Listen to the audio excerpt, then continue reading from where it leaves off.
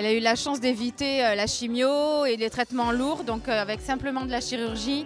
On a eu la chance aussi de tomber sur un très bon professeur qui l'a prise en main et qui a permis qu'elle soit rapidement sauvée. J'ai été traitée par des traitements adaptés à mon âge, mais c'était quand même assez difficile parce que j'avais quelques traitements qui étaient restés des traitements pour adultes.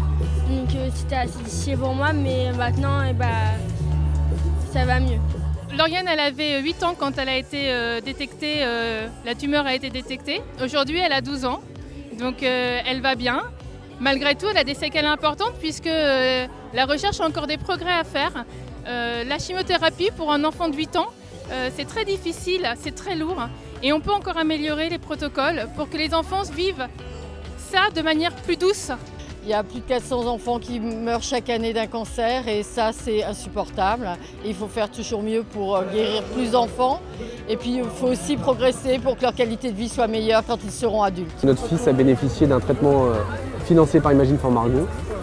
Par hasard l'année dernière on était venus, on avait participé, ma femme avait réussi à fédérer des gens.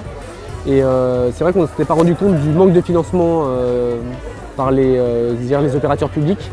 Et on s'est rendu compte en regardant le site d'Imagine for Margot qu'il y avait une grosse participation de cette association.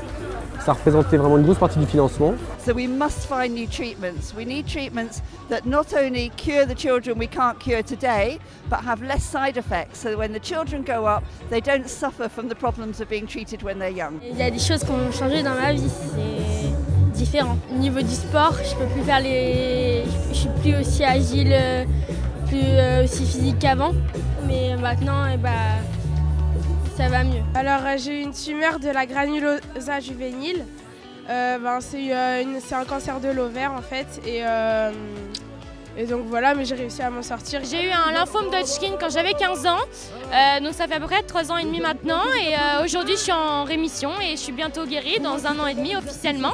Et c'est vrai que j'ai eu la chance d'avoir un cancer qui se guérit très très bien, mais c'est pas la chance de tout le monde, bien au contraire. Et du coup aujourd'hui je me bats pour les autres, pour ceux qui n'ont pas eu ma chance, que j'ai rencontrés à l'hôpital et qui sont arrivés après moi.